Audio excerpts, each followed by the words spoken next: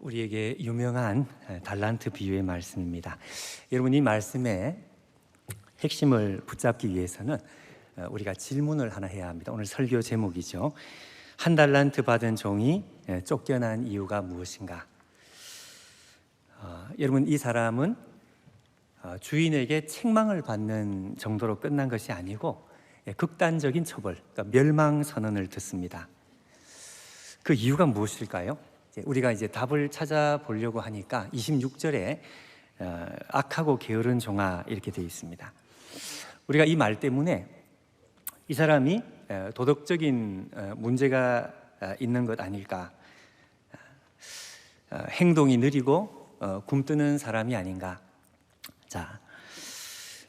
그렇지 않습니다. 나중에 다시 우리가 살펴보겠지만, 여러분, 여기 악한이라고 할 때는 단지 그 도덕적인 문제가 아니라 이건 관계적인 의미가 있습니다. 성경에서 악하다고 할 때는 주인과의 관계가 비틀어져 있는, 게으르다고 하는 것도 행동이 느리고 굼뜨는 이런 차원보다 더 중요한 것은 마음의 게으름이 있습니다.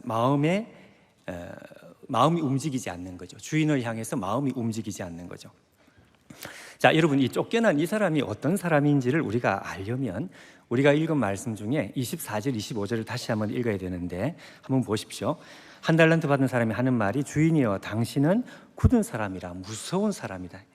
심지 않은 데서 거두고 해치지 않은 데서 모으는 줄 내가 알았기 때문에 나는 그렇게 생각했다는 거죠.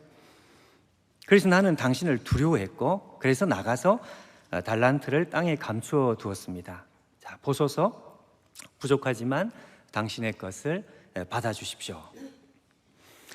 자, 여러분, 이 말씀을 우리가 보면서 이 사람에게 무언가 일말에 자신감이 느껴지지 않습니까? 그렇죠? 예. 그 이유가 무엇일까요? 간단합니다. 이 사람이 주인에게 하는 말이 전혀 말이 안 되는 그런 말이 아니라고 생각했기 때문에 그렇습니다. 다시 말하면 자기가 이런 이야기를 하면 주인도 자기 말을 어느 정도 납득하고 수긍할 수 있는 말이라고 스스로 생각했기 때문에 그런 것입니다.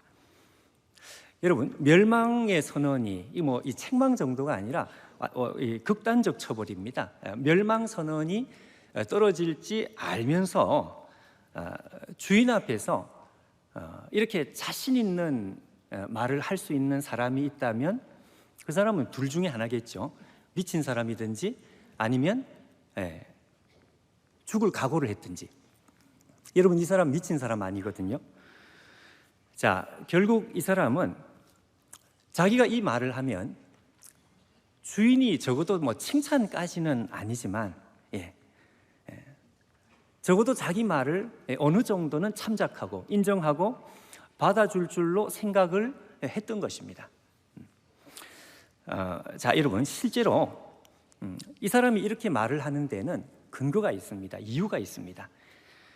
가장 중요한 것은 성경 문맥을 우리가 좀 봐야 되는데, 마태복음 25장은 마태복음 24장과 한 덩어리로 봐야 합니다. 붙어 있는 말씀입니다. 마태복음 24장은 별명이 붙어 있는 유명한 성경입니다. 우리가 고린도전서 13장이라면 사랑장 이렇게 말하는 것처럼 마태복음 24장 한 장 전체가 종말에 대한 메시지로 꽉 차 있습니다. 종말에 대한 말씀. 자, 예수님께서 종말에 대한 말씀을 하신 후에 그 다음에 이 종말에 예수의 제자들이 붙들어야 될 제자도에 대한 말씀이 바로 이어서 25장의 세 가지 비유를 말씀한, 우리가 읽은 비유는 두 번째 비유란 말씀이죠. 그러니까 여러분, 당연히 우리가 24장에 이 종말이 과연 어떤 시간인가 하는 것을 우리가 확인을 해볼 필요가 있습니다. 예수님 말씀하시는 종말은 어떤 시간인가, 마태복음 24장 한 장을 전체를 우리가 이 시간 다 읽을 수는 없지만 중요한 몇 구절을 우리 한번 확인을 해보시면, 마태복음 24장 6절 7절 앞에 자막을 한번 보십시오. 이렇게 되어 있습니다. 난리와 난리의 소문을 듣겠고 민족이 민족을, 나라가 나라를 대적하여 일어나겠고 곳곳에 기근과 지진이 있으리니. 대단히 부정적이죠. 자, 그 다음에 9절 10절에 한번 자막을 보십시오. 이렇게 되어 있습니다. 너희들이 제자들이 환난에 넘겨지게 될 것이다. 그리고 사람들이 너희들을 죽일 것이다. 너희가 내 이름으로 모든 민족에게 미움을 받게 될 것이다.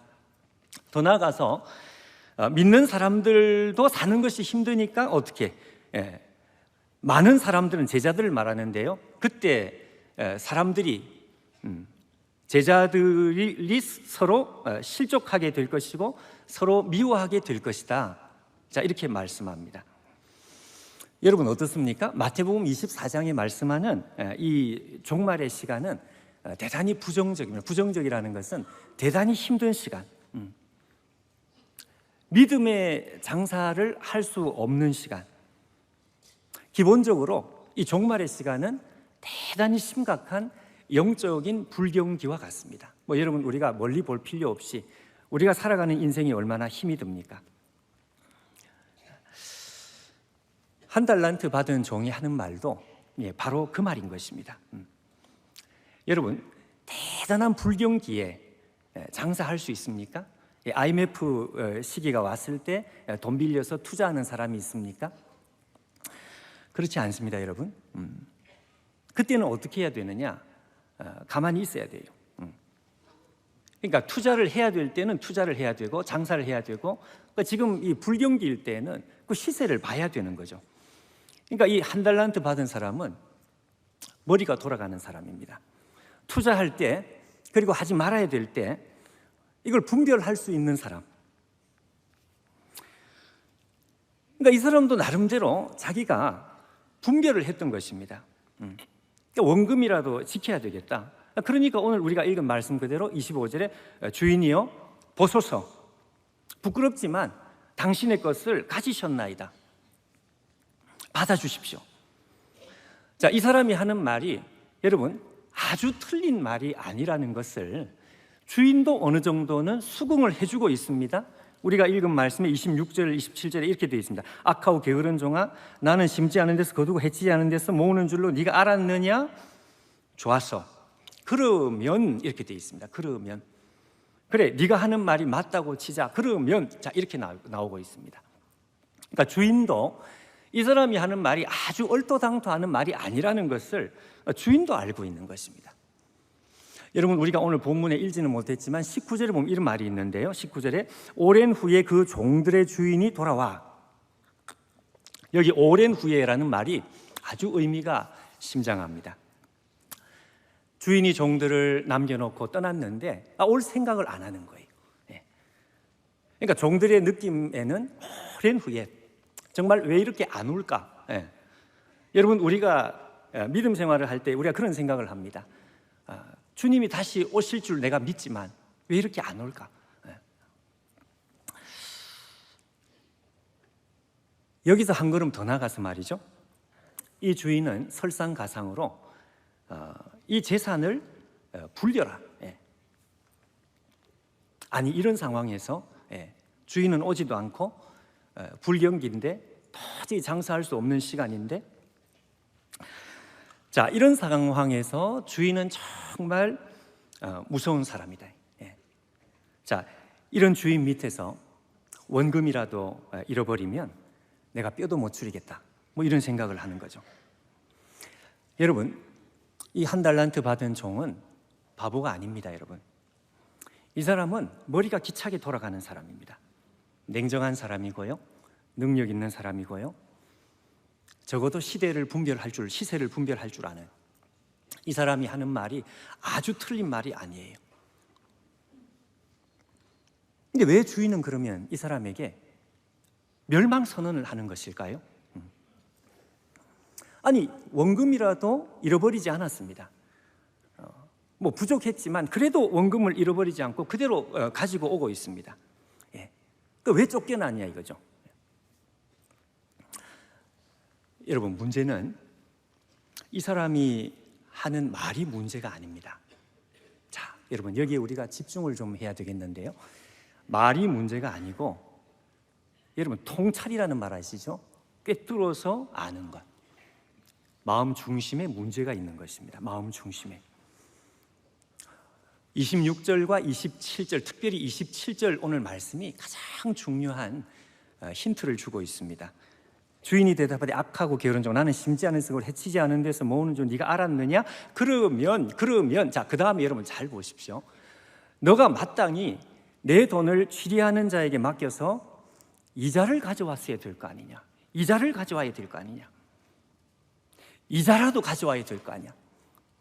여러분, 이 이자라도 가지고 오라는 이 말은 이 주인이 내가 한 푼이라도 더 챙겨야 되겠다, 욕심을 부리고 있는 말이 아니고요, 이 종이 주인 앞에서 하는 말이 이게 마음을 숨기고 있는 거짓말 같은 말이라는 것을 폭로하는, 드러내는 증거를 제시하는 것입니다. 무슨 말씀인지 접수가 되시나요? 증거를 제시하는 이런 이야기죠. 그래, 좋았어. 네가 하는 말이 맞다고 치자.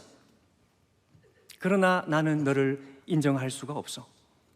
네가 하는 말처럼 이 세상에 도저히 장사를 할 수 없고 너무너무 영적인 불경기라 가지고 도무지 장사할 수 없는 시간이라고 치자.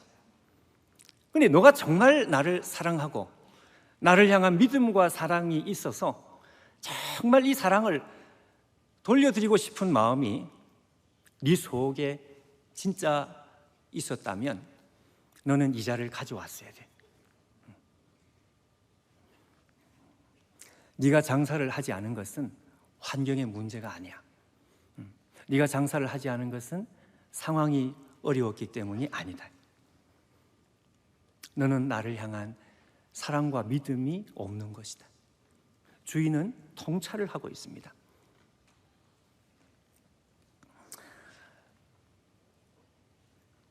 이런 이야기입니다. 네가 하는 말은 어쩌면 맞는 말일지도 모르겠다. 그러나 네 중심은 가짜다. 너는 나를 사랑하지 않는다. 네 속에는 나를 향한 사랑의 불이 하나도 없는 것이다. 이자를 가져와라, 이자를. 여러분, 그 오래전에 다이빙 사고를 당했던 미국의 그 다이빙 선수 조니 에릭슨 타다, 이 사람이 사지가 마비되고 난 뒤에 그 연필을 입에 물고서 그림을 그리는 장면이 나옵니다. 조니 에릭슨 타다는 장사를 할 수가 없었습니다. 왜? 몸을 전혀 가눌 수가 없으니까요. 근데 입에 연필을 물고 그림을 그릴 때 주 예수 사랑 기쁨이 내 마음 속에 넘치네. 이 고백을, 그림을 그리고 입으로 이 연필을 물어서 표현을 했을 때, 여러분, 그는 장사를 할 수 없었기 때문에 이자를 가지고 온 것입니다. 이자를. 왜냐하면 그 중심에 있는 사랑 때문입니다. 사랑. 주인을 향한 사랑과 믿음 때문입니다. 믿음. 여러분, 결국 이 한 달란트 받은 종은 도대체 어떤 사람이냐? 여러분, 이 사람은 말씀한 대로 머리가 기차게 돌아가는 사람, 시대를 분별할 줄 아는 사람, 냉정한 사람, 계산할 줄 아는 사람, 어쩌면 모든 것을 다 갖춘 사람일지도 모르겠습니다. 근데 한 가지가 없는 거예요. 그 한 가지가 무엇인가요? 사랑의 불이었습니다. 사랑의 불. 주인은 와서 책망을 하는 것이 아니고요, 쫓아내버려요. 너는 내 백성이 아니다. 너는 중심이 틀려서.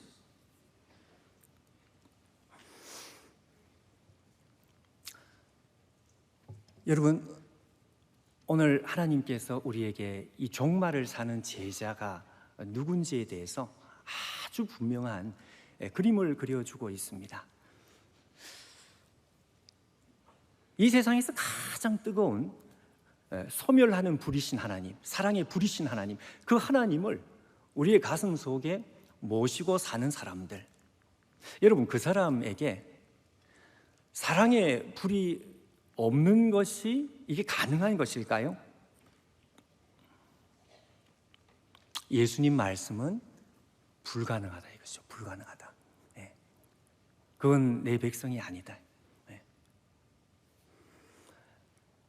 우리 집 아이들이 지금은 다 컸는데 어릴 때였습니다. 제가 아주 어릴 때 아직도 기억나는 장면이, 자기 전에 동화책을 읽어주는데, 그때 무슨 애들 읽는 무슨 도깨비 나오는 동화책인데, 은혜로운 시간에 도깨비라는 말이 나와서 좀 죄송한데요. 하여튼 도깨비 나오는 이야기인데, 그 도깨비들이 자기들끼리 애들 새끼 도깨비들이 모여가지고 자기들끼리 노는데, 어떤 도깨비가 할아버지 도깨비 방망이를 빌려와가지고 뚝딱 했더니 불이 나오는 거예요. 옆에 있는 친구들이 와 하고 박수를 칩니다. 근데 불이 나왔는데 대보니까 뜨겁지가 않아요. 그래서 애들이 막 그 옆에 있는 도깨비들이 막 놀리고 막 이렇게 하는 그런 것이 있습니다. 그러니까 불은 불인데 뜨겁지가 않아요. 제가 그걸 옆에서 이렇게 동화책을 읽어주다가 계시를 받았습니다. 그럴 수도 있겠구나.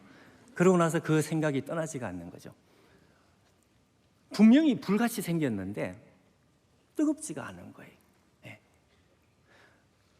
여러분, 이것이 오늘 하나님께서 우리에게 주시는 경고와 같은 메시지입니다.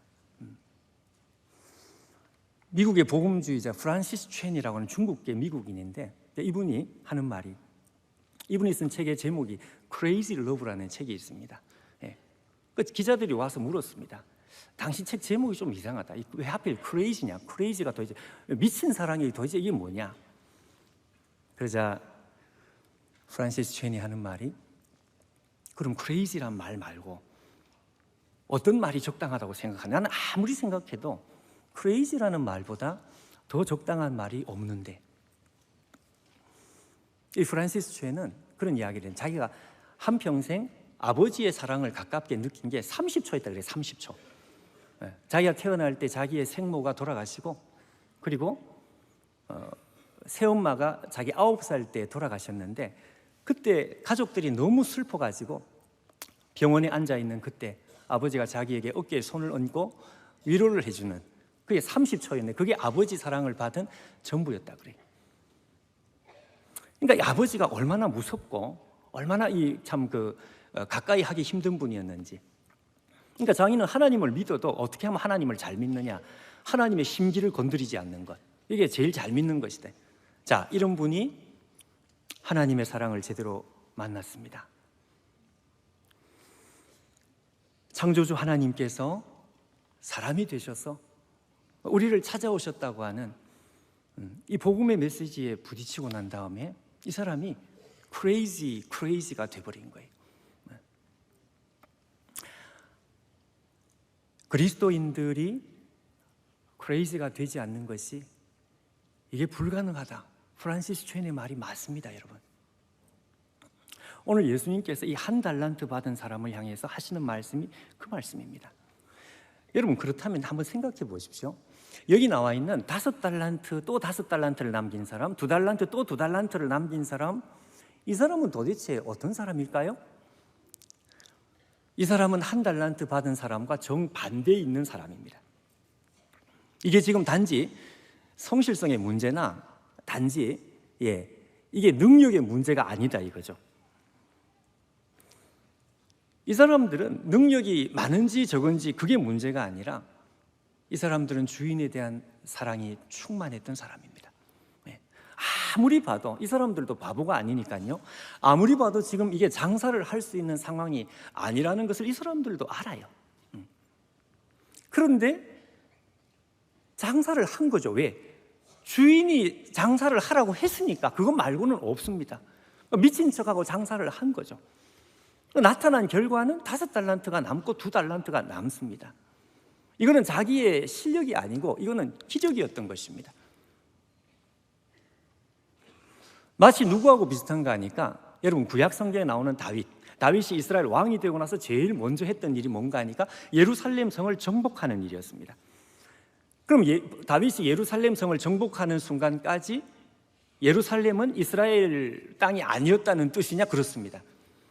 400년 전에 이미 정복을 했었어야 되는데, 잠시 정복을 했다가 다시 여부스 그 족속이 예루살렘 성을 차지하고 썩은 문화를 그냥 흘려보내는, 그러니까 무려 400년 동안, 여러분 알박기 아시죠? 알박기. 마치 이스라엘 땅 안에 알박기를 하듯이 이 예루살렘 성이 여부스 족속의 땅이었던 것이죠. 다윗은 그것을 보면서 분통이 터진 것입니다. 아니 400년 전에 정복을 했었어야 돼. 근데 400년이 지나도 왜 정복을 못했을까요? 예루살렘 성은 난공불락의 성입니다. 삼면이 절벽으로 깎아지는 곳이 한쪽만 이렇게 딱 막아버리면 이걸 정복을 할 수가 없습니다. 그러니까 이스라엘 백성들에게는 저것은 영원히 우리가 정복할 수 없는 것이다. 다윗은 그렇게 생각을 안 한 거죠. 왜? 이유는 간단합니다. 분명히 하나님께서 우리의 주인이 정복을 하라고 했다. 그건 믿음이었고요, 다윗의 어떤 실력이 아니라. 그래서 다윗은 그때부터 고민을 했던 것이고, 사무엘하 5장 8절에 보면 이런 말이 있습니다. 물 숫자에 입구자, 옛날 성경에는 물의 통로로 들어가라 이런 말이 있는데, 다윗이 이 물 통로를 찾아내가지고 특공대를 보내가지고 단 하루 만에 정복을 해버려요. 여러분 400년 동안 하지 못했던 이 일을 다윗이 하루 만에 정복을 해버립니다. 이건 뭔가 하니까요, 다윗이 하나님의 사랑에 붙들렸기 때문에. 우리가 여러분 속된 말로 또라이라는 말, 이 다윗은 또라이였습니다. 사랑에 붙들린 또라이. 그러고 났더니 기적이 일어난 것이죠. 예루살렘 성을 정복한 것은 이건 기적이었습니다. 기적.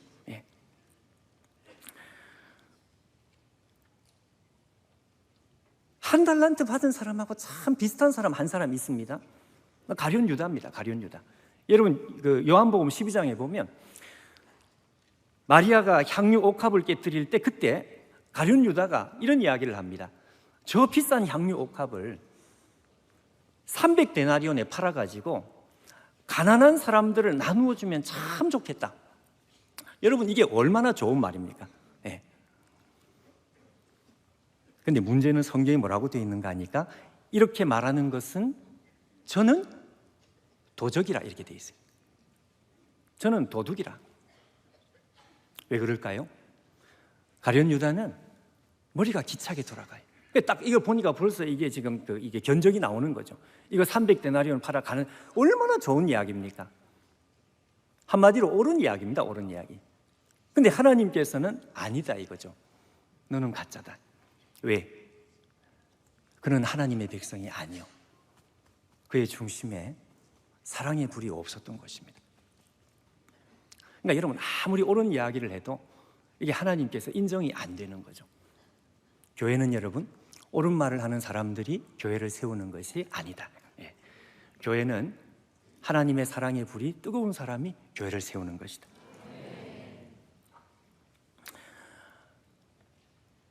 여러분 오늘 예수님께서 이 종말의 제자 도를 말씀하시는데 복잡하지 않습니다. 딱 한 가지입니다. 종말을 살아가는 내 제자들은 한 달란트 받은 사람, 이런 사람이 아닐 것이다. 머리는 기차게 돌아가고 계산이 되고 말도 어쩌면 맞을지도 몰라. 그러나 나는 그를 내 제자로 인정할 수가 없어. 그러나 능력이 좀 부족할지 몰라도 그 속에 사랑의 불이 있는 사람, 그래서 주인이 말했기 때문에 그냥 미친 척하고 바보처럼 믿으면서 걸음을 걸어갔던 사람, 그 사람을 통해서 나타나는 기적.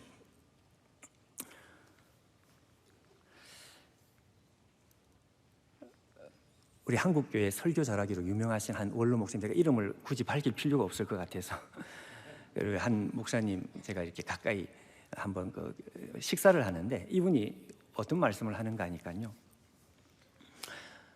손자가 태어나기 전까지는 인생을 논하지 말래요. 손자가 태어나면 세상은 완전히 달라진다. 너무 사랑스럽다 이거죠.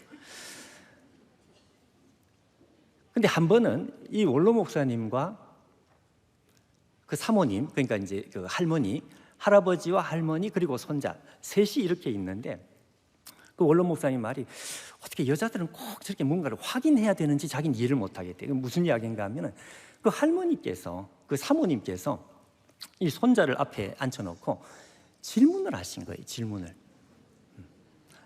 야, 너 이 세상에서 제일 사랑하는 1번이 누구야?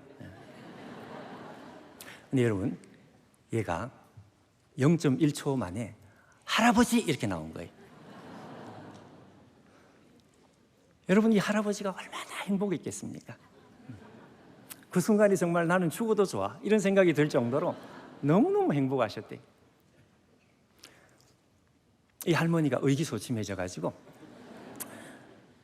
한 번 더 물었습니다. 내가 1번 아니면 2번이라도 해야 되겠다. 야, 그러면 2번은 누구야 2번? 이 아이가 대답했습니다. 없어. 여러분, 이 원로 목사님이 그 소리를 듣는 순간 정말 지금 햇 깨물고 죽어도 여한이 없어. 여러분 생각해 보십시오. 아니 할아버지가 1번인데 2번이 없다는 거. 2번이 이 할머니가 여기서 포기를 했어야 되는데 포기가 안 돼요. 그래가지고 마지막 질문 한 번 더 했습니다. 야, 이 할머니가 2번 하면 안 돼? 이 손자가 대답했습니다. 내 마음은 나눌 수가 없어.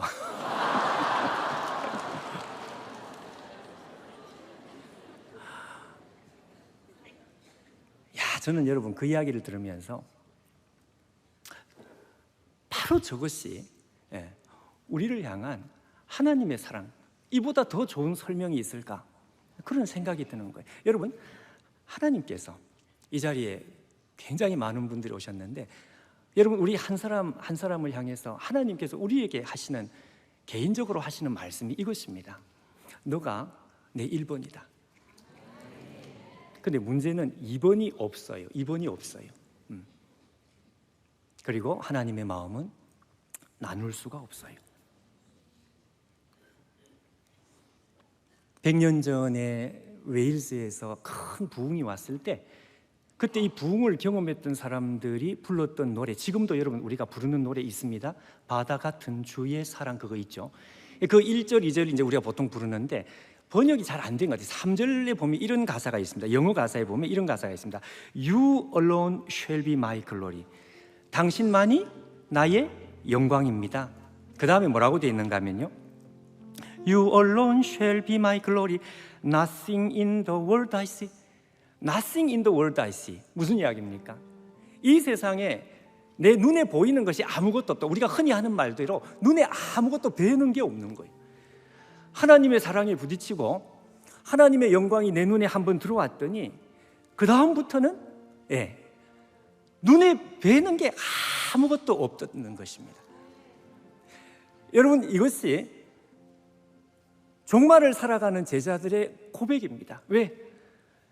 너가 나의 1번이고 2번은 없으며 내 마음은 나눌 수 없다고 우리 주님께서 이걸 확정을 해버리셨기 때문에, 확정을. 로마서 5장 8절 우리가 아는 말씀처럼 우리가 아직 죄인 되었을 때에 그리스도께서 죽으심으로 아버지의 사랑을 확증하셨다 그랬습니다. 데몬스트레이션, 확정을 해버리셨어요. 그러고 났더니 우리의 눈에 뵈는 게 없는 거죠. 눈이 뒤집어지는 것이죠. 며칠 전에 한 집사님 만났습니다. 우리 교회에. 2달 전에 남편이 소천을 하셨습니다. 저를 붙들고 오시면서, 목사님, 나는 어떻게 살면 좋아요? 여러분, 오늘 이 시간에 우리가 주님 앞에 이 질문을 한다면 주님께서 우리에게 뭐라고 말씀하실까요? 어떻게 살면 좋겠습니까? 이 영적인 불경기 시대에, 도저히 장사할 수 없는 시기에, 아무리 봐도 믿음으로 사는 것이 불가능해 보이는 이 시기에, 이때에 하나님, 내가 도대체 어떻게 살아야 되나요? 질문을 한다면 오늘 주님께서 우리에게 하시는 대답입니다. 하나님의 사랑에 사로잡히는 것입니다. 하나님의 사랑이 우리 안에 머물러 있는 것이 아니고요, 여기에 완전히 붙잡히고 사로잡히는 것. 사로잡힌 그 사랑 때문에 적군을 달리고, 시편 18편에 있는 대로 담을 뛰어넘고, 사로잡힌 사랑 때문에 정말 넘을 수 없는 담을 뛰어넘고, 이룰 수 없는 정말 이 기적을 만들고, 갈 수 없는 곳을 가고, 일어나고, 걸어가고, 달려가고, 날아 올라가고, 그리스도의 사랑이 우리를 강권하시는도다. 종말을 사는 제자들에게 주님께서 요구하시는 제자도, 이 제자도는 이것입니다, 여러분. 여러분, 오늘 이 자리에 있는 우리가 하나님의 사랑에 사로잡히기를 바랍니다. 도저히 장사할 수 없는 이 시기에 우리가 사랑에 사로잡힌 가운데 그 사랑 때문에 우리의 한계를 뛰어넘고, 여러분, 그런 말이 있죠. 가시란 뽑는 것이 아니고 녹이는 것이다. 그 사랑이 우리의 가시를 그냥 녹여버리고, 우리 가슴에 박혀있는 수많은 상처의 가시를 그냥 녹여버리고, 그리고 또 전진하게 하고, 시간을 초월하고 공간을 초월하고 땅끝까지 나가 사랑의 교회 이름 그대로 말이죠. 하나님의 사랑에 사로잡힌 하나님의 백성들, 종말의 제자도, 종말의 제자도. 기도하겠습니다. 하나님 아버지, 이 자리에 있는 우리 모두에게 주님의 사랑에 완전히 사로잡히는 역사가 있기를 원합니다.